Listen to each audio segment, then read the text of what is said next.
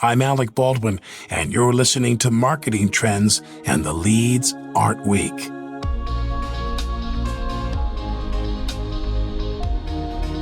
For years, college athletes have racked up Twitter and Instagram followers due to their on-the-field fame. But despite these large followings, a quarterback known for slinging touchdowns was prohibited from slinging endorsements, thanks to a system that prohibited athletes from profiting off their image or performance. But in the summer of 2021, that changed. And with college athletes now able to profit off their name, image, and likeness, it's left companies such as Captivate, an influencer marketing platform, ready to hit the ground running with a new pool of talent. Scale for creators or athletes within specific verticals, it's pretty tough, right? Because it's hard to snap your fingers and get 100 college athletes activated in minutes. Platforms like Captivate have made it easier to do that in the digital creator space with creators that have been around for a while, so you can go through specific verticals. But I feel like college athletes, it's a greenfield right now. Krishna Subramanian is the co-founder of Captivate, and on this episode of Marketing Trends, Krishna goes deep in the weeds of influencer marketing and how these new opportunities with college athletes can help brands. Plus, Krishna provides some do's and don'ts for brands that are looking to partner with influencers. Enjoy this episode. This message is brought to you by Salesforce. Hey marketers, today's B2B buyers are more complex than ever, and every buying committee has different needs and goals. Salesforce can help. We'll show you how to put each and every customer at the center of your B2B marketing strategy, and you'll learn how top brands like Lyft approach account-based marketing. Salesforce, market to every account, speak to every buyer. Find free B2B marketing and ABM resources at sfdc.co/every-buyer.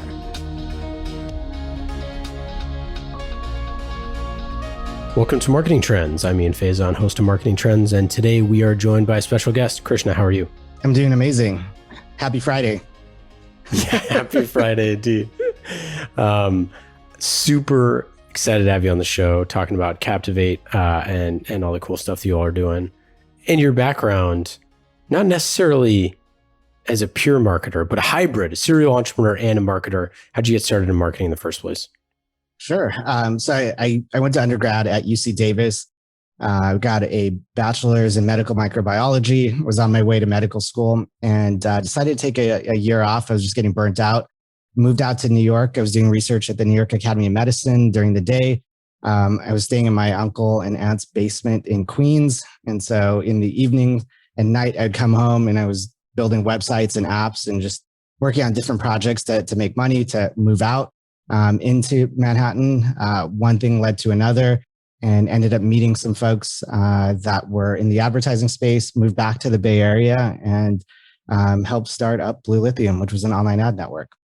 So you co-founded Captivate. Tell us a little bit about the company. Sure. Yeah. So Captivate is an influencer marketing platform. Essentially how we started about 5 years ago. Just really got interested in how millennials were, changing the way they consume content, spending a lot less time in front of the TV and more time in front of platforms like Instagram, Snap, YouTube, etc. And essentially, as they started changing the way they consume content, a lot of brands changed the way they engage with millennials, because they realize the millennial's not going to click on a banner ad and buy something, but they're highly influenced by these digital celebrities. So my background started off originally at Blue Lithium, online ad network that was acquired by Yahoo, then MobClicks, which was a mobile ad exchange that was acquired by Velti. But it's always around analytics and data. So when we got into the social space about 6 years ago, the idea was, well, how can we help brands identify their Oprah effects? How can we predict virality and measure the velocity of content being shared, Instagram specifically, and sort of just double down on Instagram. And that was prior to Instagram even having an API for marketers to tap into. Very quickly, a lot of the brands that were using our platform started to reach out and ask us to help them activate influencers. And that's when we built out our end-to-end platform that really helps brands identify influencers, activate them, and then measure all the attribution from that content. I love influencer marketing. It's one of my favorites. We've talked about it a bunch on the show. So I'm excited to dive super deep into that. Like, where are we at? What inning are we at in influencer marketing? I think we're we're still in the early days of influencer marketing. And I think over the last 18 months, through COVID and through the pandemic, I think it's been really exciting to see brands really lean into influencers and creators. They leaned into them to tell those authentic stories of their brands. Consumers were looking to people that they trust, whether they're their friends or, creators that they have an emotional connection to. And those creators became really important storytellers for the brand. We started to see the growth that we've seen over the last 18 months is unlike anything that we've seen in the past. And it feels like the early days of mobile where everyone wants to work with creators and influencers, and I'd say the reason why I think it's still very much at the early days is because influencer marketing today is still predominantly really focused on branding and awareness. And I think there's a lot of opportunity to go further down the funnel as the market gets more mature. Yeah, I totally agree. It's so brand level, but with so many different platforms and so many different apps that people are using, and those apps, generally speaking, want to make money the way that they want to make money, not the way that the people on the platform do. I mean, classic example is, YouTube creators over the years that, if you go talk to 10 YouTube creators, I don't think that they love YouTube very much, despite, all of the things that have happened to them on YouTube. So there seems to be some amount that's at odds with the platform and the platform wanting you to use them versus, the actual creator and how they can monetize in other ways. Is that fair? Yeah, I think it is fair. I think, creators care about two things. They care about growing their audience and making money. And then when you look at the making money part, there's lots of different ways for them to make money. Some platforms make it really easy to turn on ads right, from day one, and I think other platforms make it a lot harder to get sponsored content, and you have to go out and find your own deals. Some of them have tipping. So I think there's lots of different ways. And I think each platform is sort of leaned into slightly different strategies. I think YouTube being, probably the first place that creators were born, right? It was, you weren't an influencer or creator, you were a YouTuber. And I think they have created one of the best ecosystems for creators. Being able to turn on Google ads right off the bat, I think is pretty exciting. But, I think it is harder to get a lot of that branded content and custom content into longer form YouTube videos. Yeah. And I just use that as kind of like this cautionary tale where you have one change to the algorithm, one change to the platform, one change to something. We saw this with companies with like Facebook pages and stuff like that. Companies spending millions and millions of dollars trying to build out their Facebook page, and then not seeing any of the organic kind of growth that they saw at the beginning because of, Facebook wanting to monetize them reaching their own audience, stuff like that. And the reason why I say all that, to set the stage for, it seems like a solution like yours is really necessary for companies to be able to tap into creator networks, to tap into influencers, to do things in a more predictable programmatic way than kind of the old way, which is just kind of, hey, I'm going to set up a bunch of partnerships and have a big partnerships team that does that, or maybe small partnerships team that does that, and do a lot of stuff that's driving brand awareness. Yeah. And I think one of the challenges is anytime you're building your brand, or, whether you're a brand or you're a creator and you're building your audience on a specific social platform, you don't own that audience. Right. The platform does. And I think that's, some of it's an opportunity and some of it's also a challenge for a brand. Right. So, I think if you go back 5 years ago, it's like, what is the value of a Facebook like? Like, does it really matter? And, people are going out and buying likes. But I think as you start to think about it and think about just growing audiences, I think you start to look at what can you do beyond just that high level awareness? How can you create authentic relationships with creators over a longer period of time so that you start to drive real impact towards your brand? Okay, so what are some examples of ways that companies are doing this now? What are the best and brightest here doing to leverage these type of strategies, and obviously, using Captivate as part of that? I think generally from an influencer marketing standpoint, brands are always looking to, for that long-term relationship and marriage with a creator. Neither side wants a one-night stand. And so I think when you think about it that way, it's how do you find influencers and creators that are truly going to resonate with your brand? The way a lot of brands will tap into to Captivate is sort of looking at it in three parts. One is just looking at the creators and the creator audiences.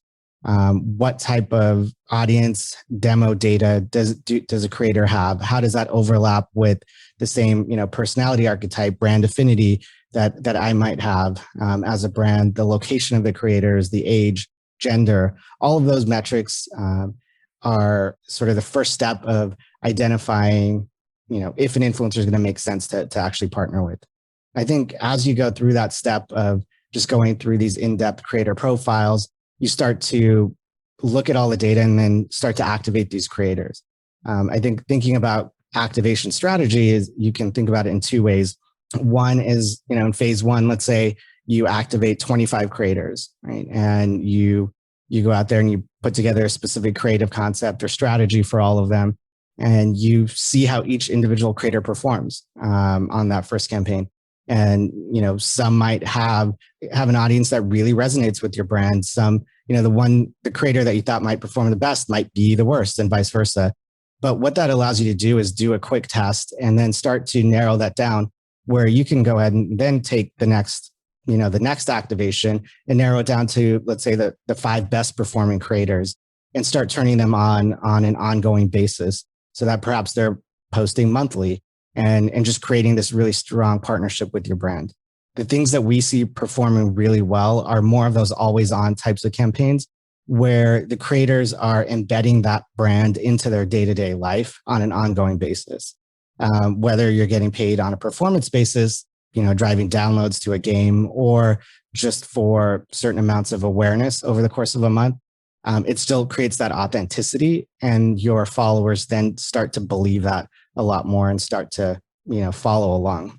Yeah. One of the studies that I read, this is like years ago, that Tim Ferriss polled his audience, where it was something like 98% of his listeners didn't care about having ads or something like that.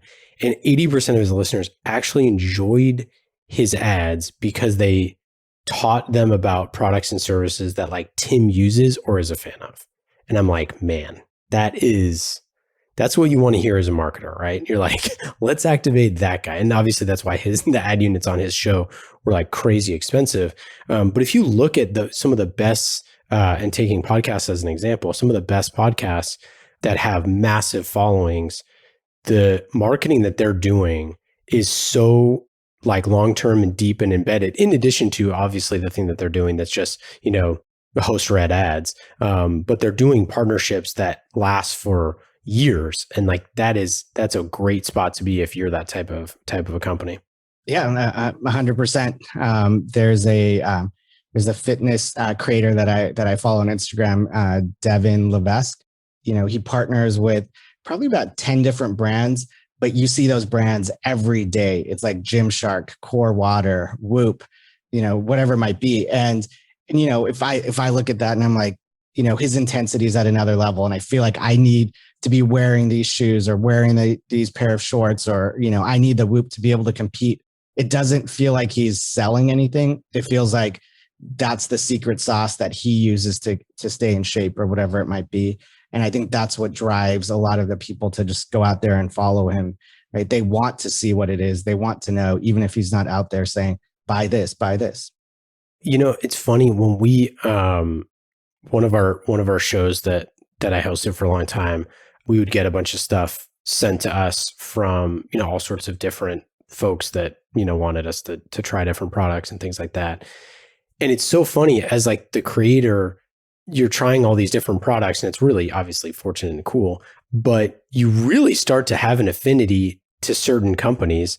Take for example, we did a partnership with Fully Desks a number of years ago on a different podcast. I have 2 Fully Desks in my house now. Like I bought one for my wife. They're like amazing. Every single person is like, oh, what desk do you have?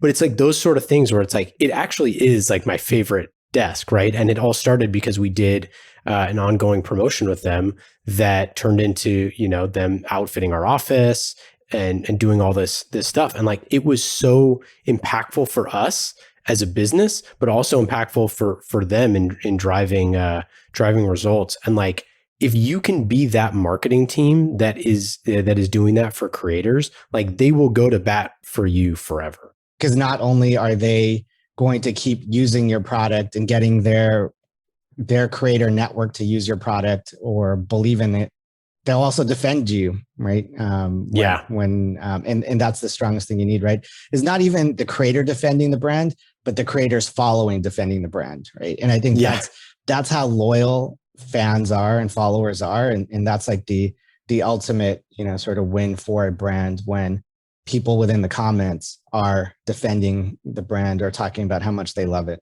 That's a great point. Are you measuring that? Is that a metric? Brand defense? Yeah. Is that a Captivate metric? Well, we measure two things around that. So we look at comments, we look at brand lift, and we look at purchase intent. And so the idea is before a creator posts about a specific brand, how is that audience of that creator actually talking about the brand, and how is it changing once the creator starts endorsing a specific brand? Is it changing in a positive way or a negative way? What is that percentage lift? And then two, it's looking at more of those bottom of the funnel metrics. Are you driving someone into a store? Are people talking about purchasing that product? And so there's definitely a lot of those metrics. I think that's where the market is going. That's where the space is going. And that's what brands really care about. Yeah, they do. And you kind of gave us a little overview there, but I think brand lift and purchase intent being new types of metrics back in the day, not even back in the day, we still use impressions as our primary metric. We use obviously all of our CPA type, conversion metrics, but things like affinity have been so tough to track over time. Like, how is that changing? How are these metrics changing? Yeah, I think the metrics, well, first off, right, it's, 5 years ago, people really cared about just likes, right? How many likes did we get on our sponsored post? And now it's like, so what, right? Great, we got all these likes. What did it do for us? And, where you're starting to see that even more is on TikTok, right? You do these hashtag challenges and you're getting billions of views. Nowhere else on any other platform can you get billions of views on a piece of content, right? Content just doesn't go as viral as it does on TikTok anywhere else. But what does that mean, right? If you're a CPG brand, is everyone going out and running and buying your product? Are those views all coming from US subscribers, right? Or a US audience? I think as you start to look at, a deeper set of metrics, it's in two ways, right? You can look at brands that are just looking for, let's say awareness. Some of the things they really care about are going to be, let's say, sentiment of the comments, right? Are people that are seeing this creator's content, are they happy about it? Are they excited about the brand versus just being excited about the creator, right? So is it, as opposed to, like I love Ian, is it like, I love the Nike shoes that Ian's wearing, right? For example. And then starting to, take sentiment into brand lift and just seeing, how much impact is that having? How much impact is it driving to the bottom line? Are people actually going to go out and purchase this? I think it becomes a lot easier as you start to look at more direct response sorts of metrics, right? So if you're looking at specific sales and conversions or installs or signups, because those are hard metrics you could track back to specific creators and specific URLs. And so the whole attribution funnel is very easy to look at. So that's why you're seeing a lot of brands that are built on top of Shopify, for example, that they heavily lean into creators because they can map that entire thing from end to end. I mean, back in the day, using television, newspaper, yellow pages, like all these things, right? That was kind of just hope and pray, right? Hey, this is the circulation, this is the reach, this is all that stuff. And all that stuff worked, right? Mm-hmm. We didn't know how well it was working. We didn't know that sort of stuff. But now, when you're talking about these TikTok piece, like part of advertising is about waste. It's about how much money are we going to spend to reach, the maximum amount of people that are, going to be able to take action. But knowing that if you don't cast a wide enough net, if you don't spend enough money, you're not going to maximize your potential, catch, for lack of a better word. So how do you think about waste with regards to influencer marketing? It's a great question. And I don't think enough brands think about it that way, right? Because a lot of times brands are looking at a specific audience and saying, we need to hit these 10 demos across the entire US. What percentage of this person's audience sits in those 10 demos? And you're very rarely going to get a high number in specific zip codes or specific DMAs, because just by the nature of these creators, they're, fairly global. They'll have an international presence as well as, US. One of the biggest pieces I think that's really important is looking at international versus US, right? And if you are a US focused brand, at least measuring it at that level, knowing that there's a large enough percentage of that audience that sits in that specific country, you're hitting the right, let's say, gender and age. I think those are other sort of high level metrics you can look at. Once you sort of go beyond that, right, part of what you need to do is make sure the content is actually going to resonate with the audience that you're looking to hit. Just because, let's say 70% of someone's audience is male and in New York, doesn't mean that's going to be the most engaged audience, right? You need to make sure the content is also hitting that. And the social platforms, when you're posting native influencer content, they actually don't tell you what percentage of, your likes and comments came from your target demo, right? A lot of it is based on estimated metrics, outside of the social platforms themselves. You have folks like Dr. Pepper and Amazon and Honda and all sorts of cool companies that are selling a variety of different types of products, and specifically trying to pair those with their kind of influencer archetypes or things like that. How much does like the type of influencer matter, to these different types of companies? It's actually really important. I think it's really important when you're looking at the brands that are driving branding and awareness, right? Because they've got specific brand and style guidelines that they're looking to hit. And that's what they care about, right? Like they are coming at it almost from a creative agency standpoint, saying, here's what our brand needs to look like. Here's who we want to represent it. And so we want to understand who these creators are, what they think, what they believe in, and just almost predict how well these creators are going to perform in the future or what they're going to react to in the future. That's, from a branding and awareness standpoint. I think when you go to DR advertisers, they actually don't care as much, right? They just care about, are these creators driving sales? Great, they are. Let's pay them more, right? And let's keep going down that route. So I think you start out at that point. And then I think something else that you take into account is how much creative control does a brand really want, right? So if a brand wants a significant amount of creative control, don't go partner with the top creators or the top, digital creators. Partner with a tier 2 or tier 3 creator who will be more open to allowing you to manage that end-to-end process and drive the creative strategy.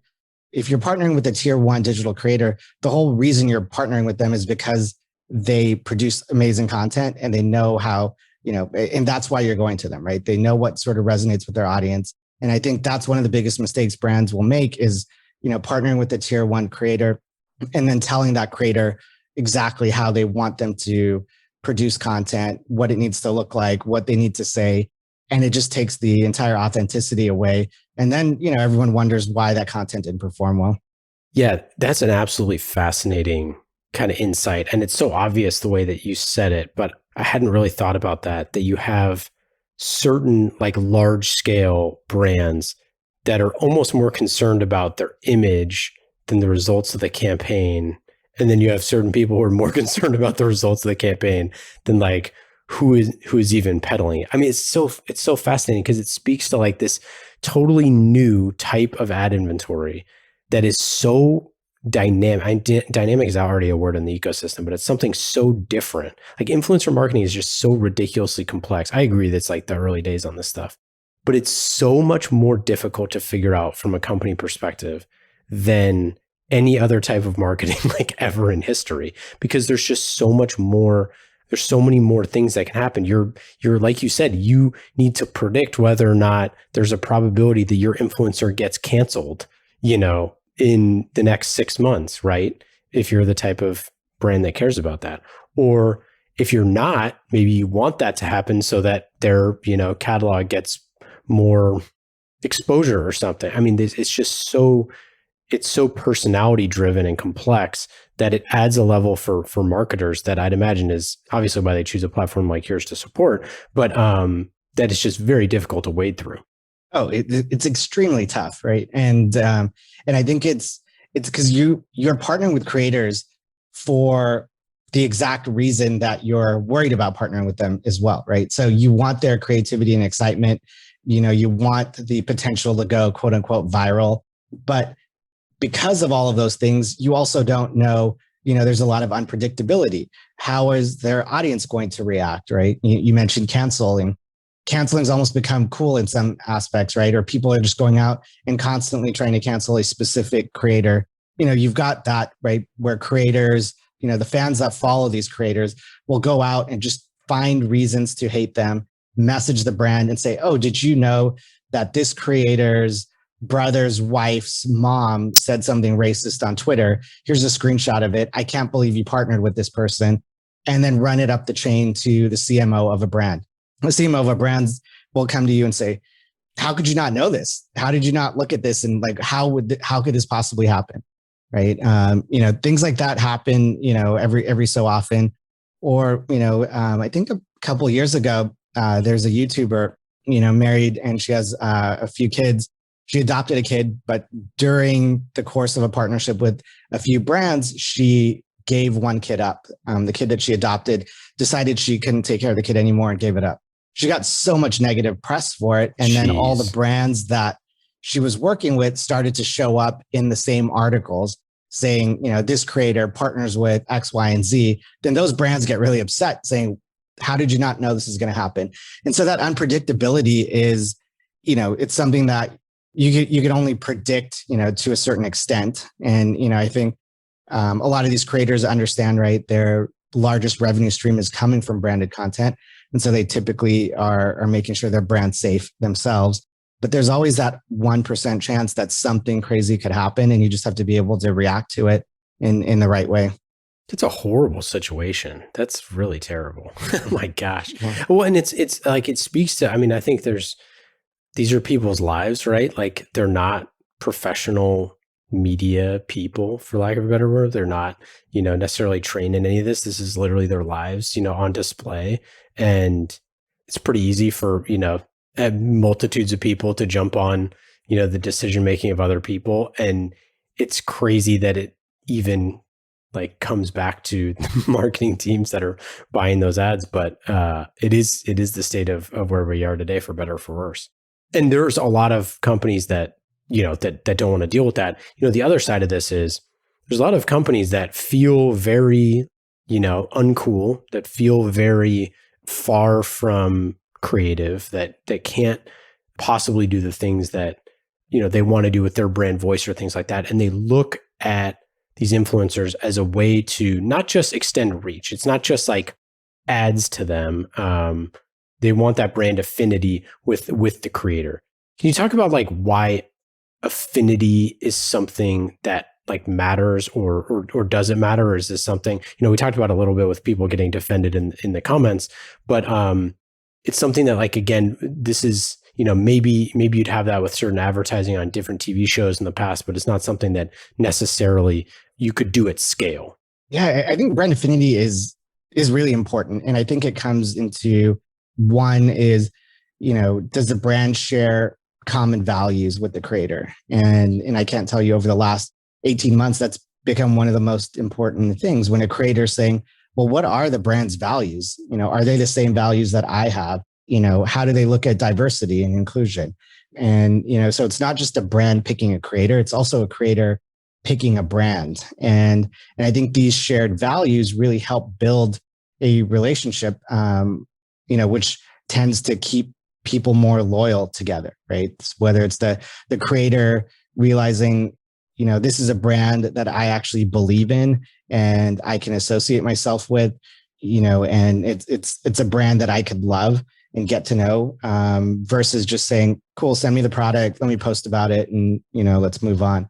And that's the worst thing that a brand could really do, or a creator could do, is just doing a series of these one-off posts that just end up failing. And then it just puts a bad taste in everyone's mouth in the chain, right? Because the brand looks at influencer marketing and says, oh, well, that didn't work out so well.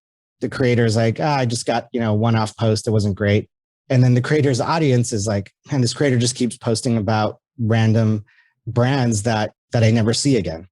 Let's talk about name, image, and likeness. Can you share what this is, and if for our listeners who don't know? Sure. So, I think one of the super exciting things is, college athletics have really struggled to figure out how to implement a fair and balanced set of rules for student athletes to monetize their name, image, and likeness. The question is just how much money could that generate, and should college athletes be allowed to make profit off of that? I mean, that's essentially what it is. And I think when we look at a lot of the recent sort of laws that have been passed, it's been super exciting because, starting July 1st, college sports and athletes will allow their athletes to receive, compensation and be paid while they're competing for their schools. And that's something that was never done before. Yeah. I mean, it's like, and I think they just kind of are in the middle of this like landmark case that's having to do with all of the college sports stuff, from a human rights perspective. It's people should be able to monetize themselves because that's America and capitalism. But from the marketing standpoint, it really is an exciting development that these young athletes that are, on the national stage for sure, world stage in a lot of cases, can figure out how to make a living, have a lasting impact in their life from this sort of thing is like so cool. I mean, you can just, the possibilities are endless. Do you see this as any difference from like other types of influencers? I mean, I know it's like a subsect of that, but is there anything that like, companies should be looking at as they look to partner with these athletes, starting here this year? Yeah. I mean, I think you start to look at these college athletes the same way you look at creators, and you use all the same metrics in terms of just understanding what their audience looks like and what they stand for and what they're getting behind. I think it's also realizing that this is super early in their creative careers as well, right? So, just being a freshman or sophomore in college, you're literally starting your life on social. You're going to start a lot earlier. Right? There's so many pro athletes that have one post on Instagram when they're on NFL draft day. Now it's going to completely change, because the minute they're in high school, they're going to realize, hey, I have to be on social because this is a way for me to make money, even if I don't make it into professional leagues. And the other thing that's kind of exciting about it is maybe there's less pressure to turn pro right off the bat, right? And maybe it's, if you're making money throughout your college career, perhaps you finish it up and you stay for 4 years.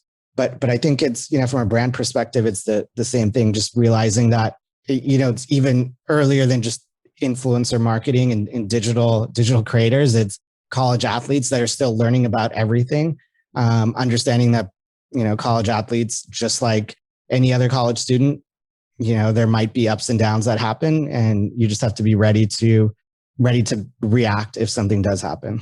How much do you think of this is a access to inventory and ease to buy situation? Because like, let's just take Gatorade, for example.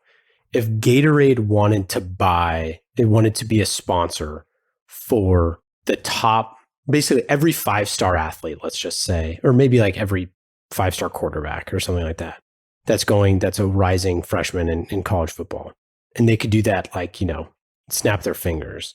And they wanted to sponsor every fantasy football podcast and, a bunch of the like meme accounts that are, focused on college football quarterbacks or something like that. If you could do that with the snap of your fingers in a really easy way, it seems like that would happen a lot more. Is that where we're headed, or where are we headed? Yeah, I think you bring up a great point. Like scale for creators or athletes within specific verticals, it's pretty tough, right? Because it's hard to snap your fingers and get 100 college athletes activated in minutes, right? Platforms like Captivate have made it easier to do that in the digital creator space, with creators that have been around for a while, so you can go through specific verticals. But I feel like college athletes, it's a greenfield right now, and I think there's so much opportunity. Whether it's a Gatorade or shoe brand, whatever it might be, you could go out and sponsor entire college teams, right? As opposed to just just certain players, and I think that could get you scaled pretty quickly as well. Because you could go sponsor every single athlete at Michigan, and you don't need to actually ever talk to Michigan. Exactly, that 100%, is freaking great. That's really cool, man. I'm so excited for the player empowerment that's going to come with this. This is just it's so freaking awesome. So continue that. I mean, it seems like there's going to be a tipping point here where it's like this stuff happens. I know you can't see into the future, but what is preventing more companies from using services like yours? What is preventing this kind of next wave from happening? So I think about it in two ways, right? I think brands are either going to, let's say, a creative agency and asking a creative agency to put together a campaign, think about the strategy and what the creative concept should look like, and sort of executing it that way. I think there's lots of brands and ad agencies that come to Captivate and say they can work with us in two ways. And I think that's actually unique on its own. Is you might have your own internal team, your brand team that actually knows exactly what they want to do. They just want a platform and software to make it easy to bring scale to finding influencers, activating them, and then measuring it. And they just want to do it all in-house. You can do that self-serve from our platform.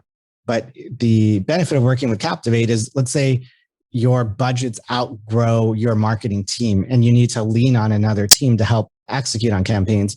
Our team has Captivate has a services team that just becomes an extension of your marketing arm. So we'll go out and we'll execute on behalf of you as well. That's the benefit for brands and agencies when they're working with Captivate. I think as long as a brand understands social, then they understand where and how to use influencers. And I think it's just what stage of that life cycle are they in? Are they still doing tests and just trying to figure out what is influencer marketing? In those cases, they might be reaching out to influencers directly or reaching out to talent agencies, worried less about data and just more about, the content that's coming out of it. But if you are a brand that's really looking to run campaigns on an always on basis, you're looking for data-driven decision-making processes, then you really need a platform like Captivate. What about LinkedIn? Where does this fit? We have a lot of B2B listeners. B2B is very tricky. What do you think about influencer with regards to LinkedIn, or just influencers, B2B influencers in general? So I think B2B influencers it's a growing space, right? Whether it's, we've got a medical devices company that is recently launched a campaign, and they've been partnering with physicians across the country. These physicians have a much smaller audience, specifically tied to, let's say, Twitter or LinkedIn. And so, 5,000 followers on Twitter for a data scientist or a physician is highly valuable because that their audience is probably primarily, other physicians. And so it's a growing space, but it's super effective. I think there's lots of opportunity, especially on LinkedIn, just given the virality of content on there as well. Yeah, I think it's super underserved. I like to say that, if you have a podcast that reaches 50 people in the world, everybody might think it's useless unless those are 50 Fortune 500 CEOs, and then you have the most valuable podcast in the world. And I think that's, it's one of those things where so much of marketing, of the marketing world thinks in big numbers and massive campaigns and big impressions when you're thinking about B2B or B2C. But when you're thinking B2B, you're talking in literally these 7 people that work at this company are the people that I want to get in front of this month. How do I get in front of these 7 people over and over and over and over and over again? And it just changes. It changes the math. It changes the strategy. And I think influencer is something. I mean, I talk to B2B companies all day. I mean, I don't know. I essentially talk to none that use influencer. Yeah, I think it's going to continue to be like a growing segment of influencer marketing. And I think part of that is going to be the platforms themselves embracing that audience. I'd say TikTok is pretty interesting because you see so many physicians and dermatologists and, creating content. They're creating content to generate awareness. But I think platforms like Twitter and LinkedIn are great for, that the B2B audience. So any thoughts on Clubhouse and Twitter Spaces and some of these, social audio or whatever we want to call this new kind of category? Yeah. So, when Clubhouse first launched, I was probably spending a few hours on it every day. Of course, there was nothing else to do. Couldn't leave your house. So it was easy to sit on there and, grow an audience. And, I think there's always that first mover advantage of growing your audience on a platform that just launches. And so there's a lot of excitement there. I also thought it was really refreshing to be able to have intelligent conversations with people on a social platform versus creating video content on TikTok, right? It's a complete opposite. And, I think from that perspective, it was great. I've definitely met a lot of new people within the industry itself. And so, I'm definitely excited to see where it goes and how it goes. I think when you think about the B2B audience, that's a perfect place where it's how do you create that B2B audience on Clubhouse, right? Because if you're just hosting a room and you're a CMO, are you looking to just talk to a bunch of creators that are looking to be influencers and give them advice? Maybe once, maybe twice, but otherwise your value is probably better served in other areas. It's making sure you can get that right audience in front of you to keep you excited to keep coming back. And I think that's one of the areas of opportunity I think that exists on these platforms like that. What's next for Captivate? So, I mean, it's been an amazing year for us this year. And I think, our team is continuing to grow significantly. And, I think when we look at influencer marketing, really focused on just performance-driven influencer marketing. So all the data layers that are going to help make finding influencers a lot more effectively, and then attributing content and measurement, more effectively. So, we recently had a partnership announcement that we made with LiveRamp, the first influencer marketing company to partner with LiveRamp, that allows a brand to find influencers based on their existing customers. So, that's an example of the type of data that we're trying to plug in at the start of the influencer marketing funnel in terms of finding influencers.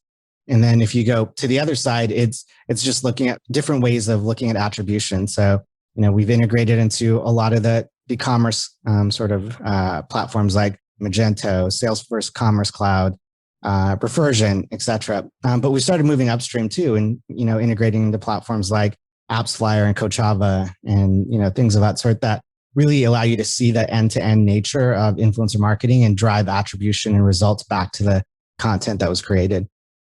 So our goal is really to help you as a brand seamlessly launch, promote, and scale influencer programs that drive real business impact. Speaking of Salesforce, let's get to our lightning round. Our lightning round, as always, is brought to you by our friends at Salesforce. You can go to salesforce.com/marketing to learn more about marketing on the world's #1 CRM. That is Salesforce. Put your customer at the center of every interaction. We love Salesforce. They've been with us for 300 plus episodes because they're the best. They're the true, look at them, the true example of influencer marketing gone wonderfully right. Here, them sponsoring our show. Go to salesforce.com/marketing to learn more. Lightning round questions. Krishna, are you ready? Let's do it. You mentioned one of your favorite influencers. Do you have a second favorite influencer? Vegan Korean, sorry. Vegan Korean. That sounds great. Yeah. Well, what do they do?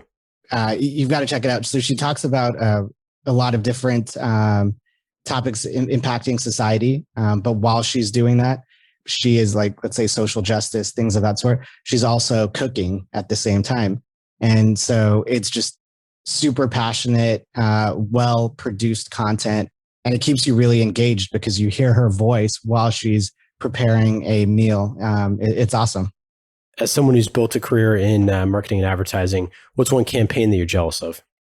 One of the first influencer campaigns was around Sonic, and they essentially activated 10 different influencers. It was driving people to Sonic's drive-through, but the way that they created that content on Instagram, the virality of it, just the authenticity of it, was just something that I was like, man, that is an amazing, that is an amazing piece of content that was created. What do you do for fun? Road bike, like to work out. Do you have a favorite book, podcast, TV show, or something you've been checking out recently? The All In Pod is pretty exciting. Oh yeah, pretty wild. I just stopped listening. It gets me too fired up. They're so crazy. Yeah. Your best advice for a first-time either CMO, co-founder, or CEO? I think when you look for a co-founder, one of the most important things to think about is just, aligning on values. And I think a lot of time you don't think about values when you are looking at a co-founder, you're just looking at their skill set. But ultimately, if you have the same values, you could get through any of the challenges and ups and downs that you might have over the course of the next years building a company. And that's something that I would definitely encourage people to look at early on. Krishna, this has been absolutely awesome having you on the show. Thanks again for joining. For our listeners, go check out Captiv and the number 8.io, Captivate.io, to learn more. Check out the marketplace, check out the platform. Awesome company, as you heard. Any final thoughts? Anything to plug? Thank you so much for having me on here. I'm super excited. Captivate, we're hiring across the board on, sales and partnerships and products. So definitely check us out. Awesome. Take care. Thank you.